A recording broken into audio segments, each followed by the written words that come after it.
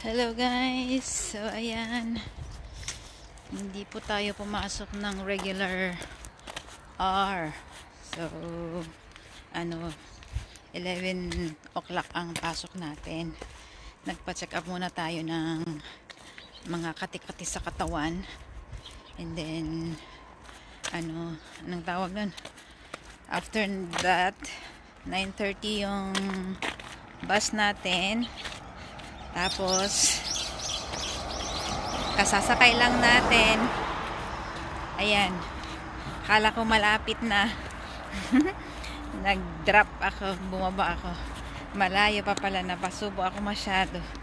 Pinanindigan ko na lang. Naglakad na lang ako. Exercise na rin. Buti medyo late pa yung pasok natin, or else malilate tayo sa kalalakad. Hindi ko alam kung mga ilang oras ito na lakarin. Sumdong sabi niya, kasi nakita ko parang malapit na may bumaba. Pinara ko na rin. Ay, sinsa napasubo tayo. Nakadalawang na kasi ako nakadalawang pindot sa bell. Magagalit na, kaya panindigan ko na. Ang langan na sabihin ko, ay hindi pa pala ako dito mag-stop. Magalit na. Buti na lang may payong, kasi umuulan kanina. Baka lalakas ka ako. Ewan ko kung ilang minuto ko ito lalakarin. Diyos ko Lord. Ayan na guys. Ay, nakita ko na kung saan ako dapat bababa. Dyan dito sa may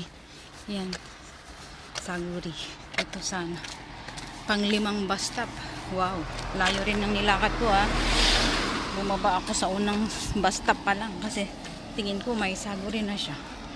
Bumaba na ako, hindi ko mahanap. Pero nung yung bus nag-stop, kita ko na iba. Kaya lang, dahil pangalawang beses ko na nagpindot sa bell na may bababa, nahiya na ako. Pinanindigan ko, dahil yung bababaan ko songdong. Sinabi ko, malapit na rin lang naman siguro. Diyos ko, inawisan ako. May dala-dala pa naman akong pansit na ibibigay ko sa katrabaho ko. Ayan, tuloy nag-suffer, napa-exercise na hindi oras, pinawisan. Minsan yun ang ikinaganda ng papasok ka na maaga, kasi kung may mga ganitong pangyayari, may tendency na hindi ka malilate. Kasi sumakay ako mga 9:30, sabihin mo ng alas 10, maglakad pa ako 10:30, malayo pa yung oras ng pasok ko na 11, hindi pa ako malilate. Pero kung saktong oras yung sinakyan ko, 10:30, to the point na ganoon ang nangyari, late na ako.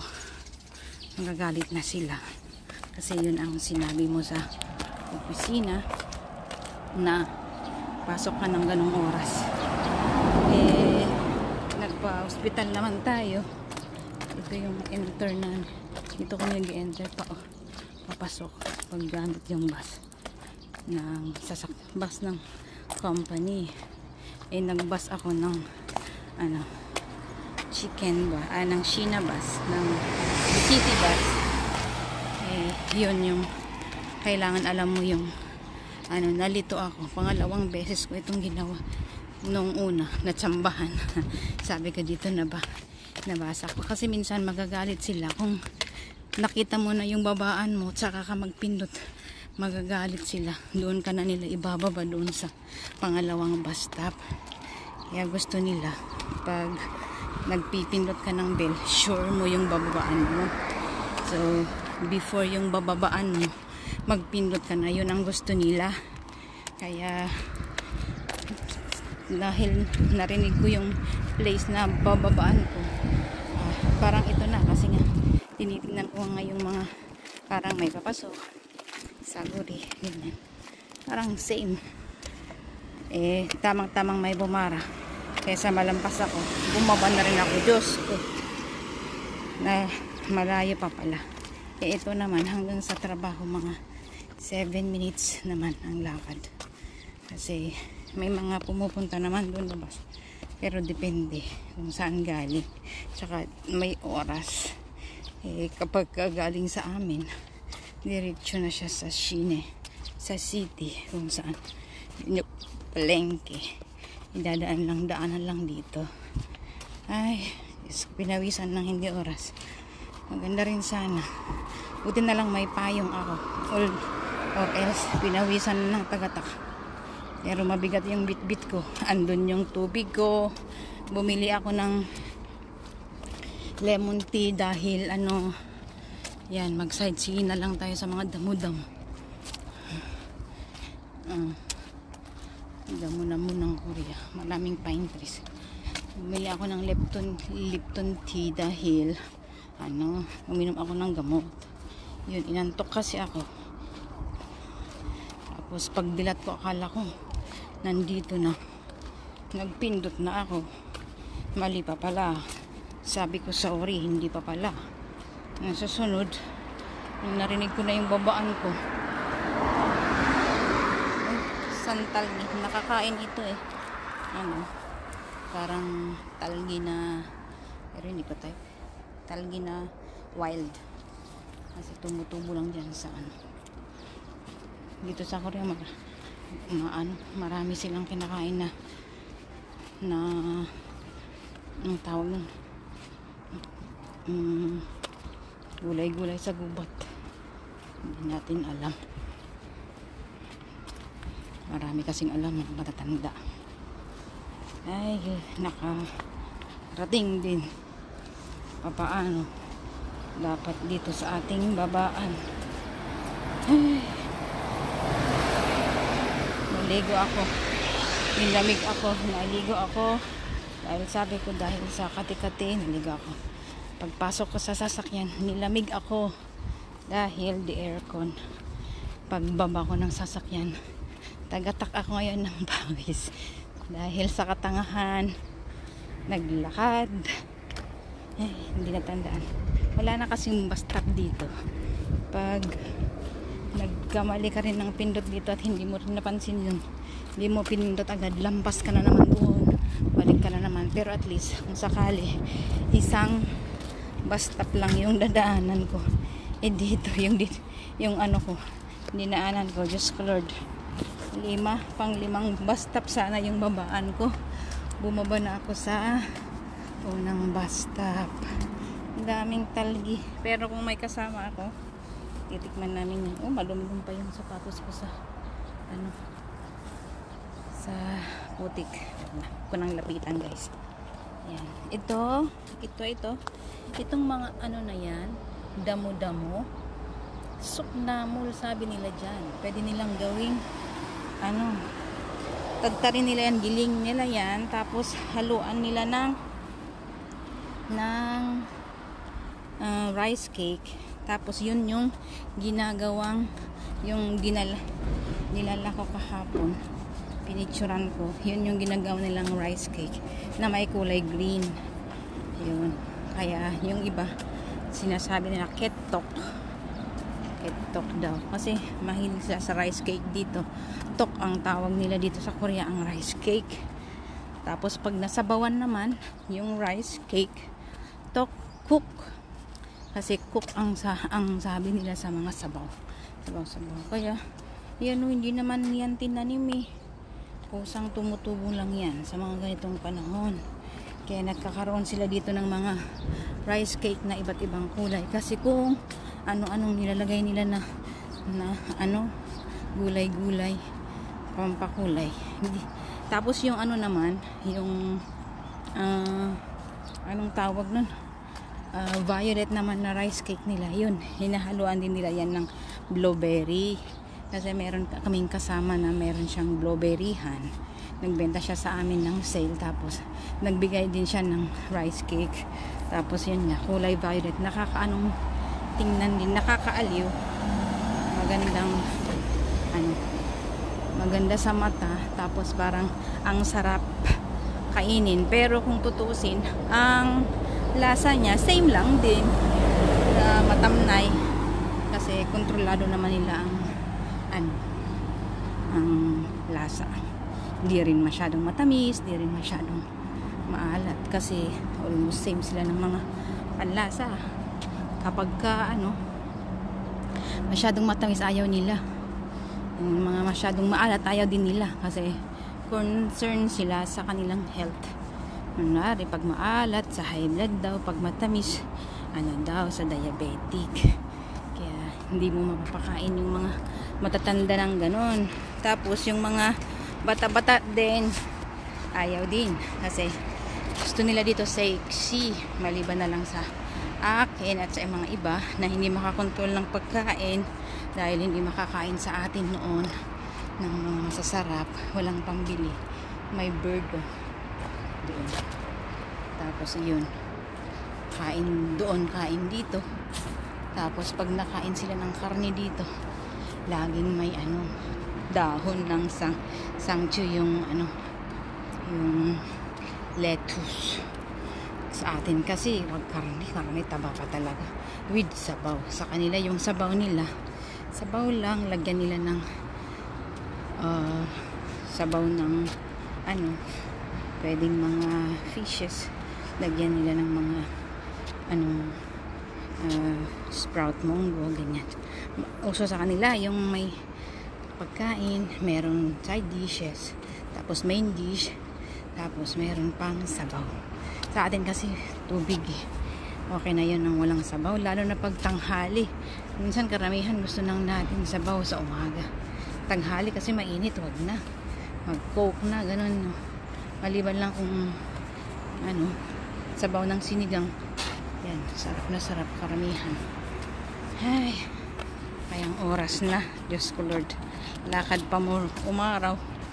Ay, tingnan ko ng oras. Ay, 10:21 na guys.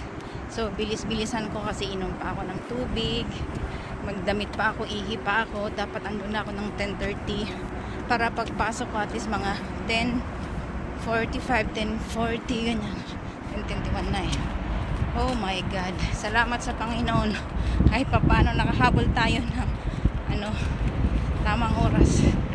Ay, ako kung kaya ko to ng 3 minutes itong nilalakad ko. Doon tayo sa may arko. Doon tayo sa may arko. Experience guys dito sa Korea. Ganito ang buhay.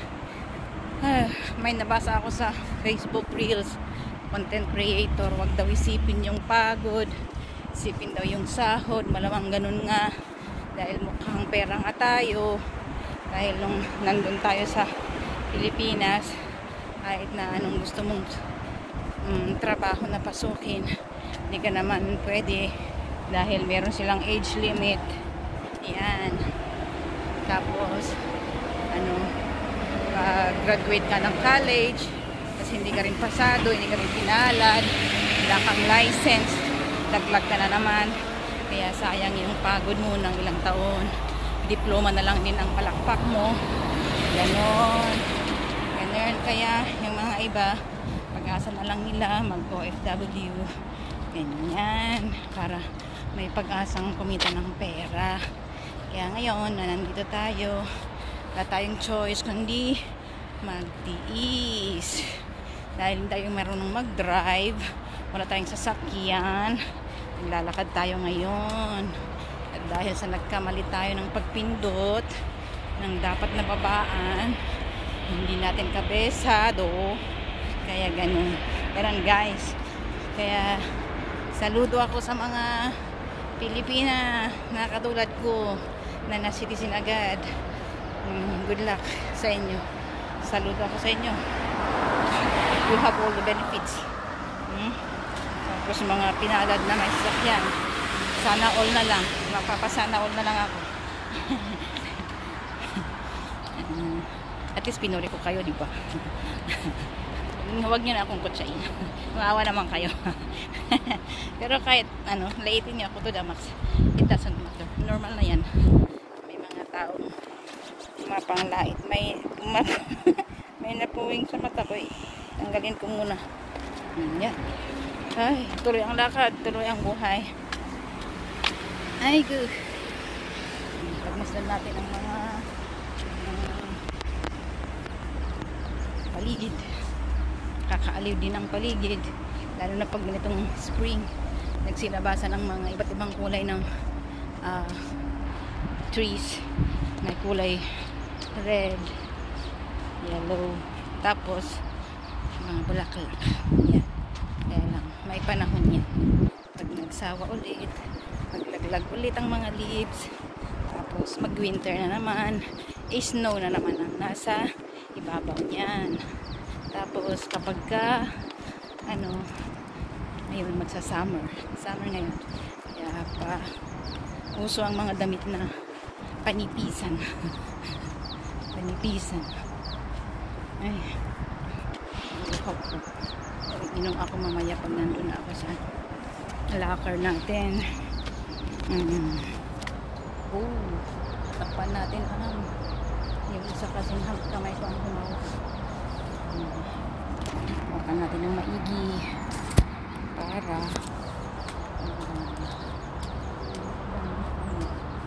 company hindi tayo dyan katumbahan ibang company natanggap mga Korean citizen lang pag tayo hindi citizen no.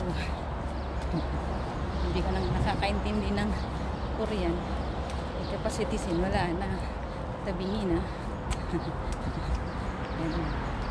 wala nang buhay ay kailangan ng tiyaga para may pambili ng tuyo.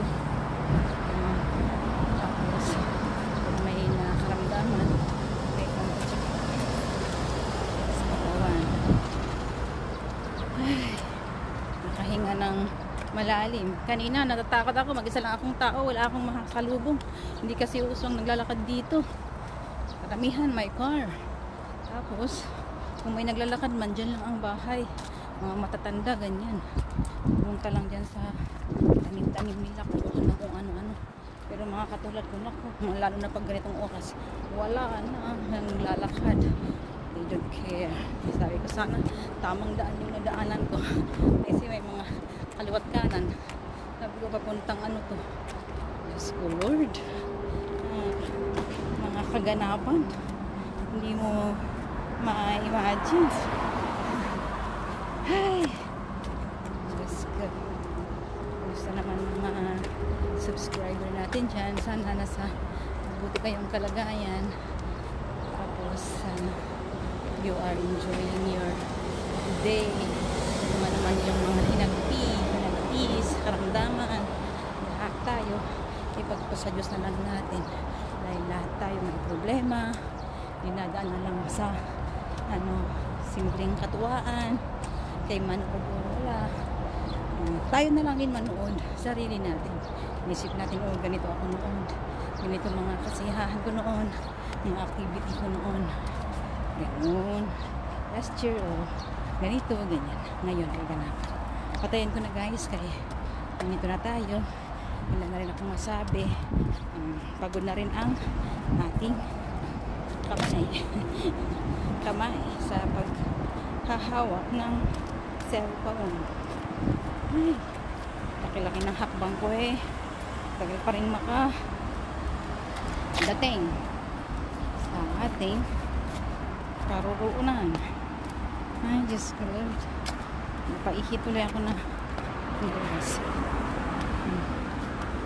Bye bye guys, thank you for watching and God bless.